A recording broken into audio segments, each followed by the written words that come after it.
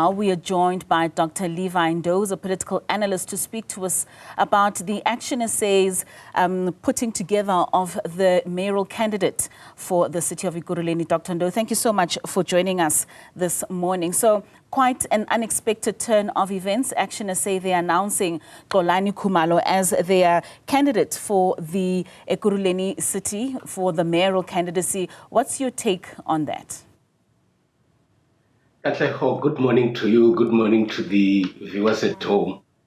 I think it's a very good strategy by ActionSA to identify someone who is coming from the same area and someone who has got a very good track record of fighting drugs in the province of Gauteng. But I think what ActionSA did as well was to create an environment where their deployees in the different spheres of government have to provide feedback. And I think that's why they gave enough time to Dr. Moya, who is running the city of Tshwane, to provide a feedback on how ActionSA, having occupied the mayoral position, is actually performing in the city of Tshwane. And that is why many other areas were identified, which appears to be indicative of the progress that is being made under the leadership of ActionSA. So Mr. Khumalo, in my view, has a lot to learn from what Dr. Moya is doing. And indeed, it is clear that he has a lot of backing from the top leadership of ActionSA. Do you think this is a move from the traditional way of having people with political history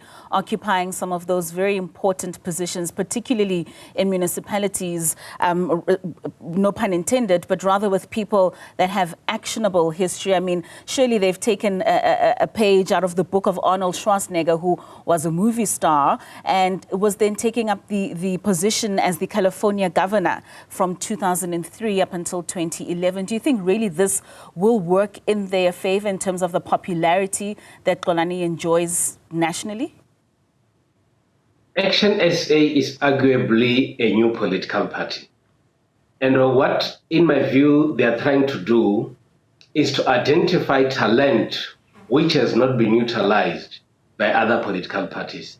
And what they are doing is that they are trying to find someone that can easily connect with the communities, and hence the selection of Xolani. Of course, there are certain areas or qualities that political parties will have to look at. His influence in the fight against drug, his connection with the people of Tembisa, and indeed, generally the people of Ekurhuleni, he could be able to make a much bigger impact.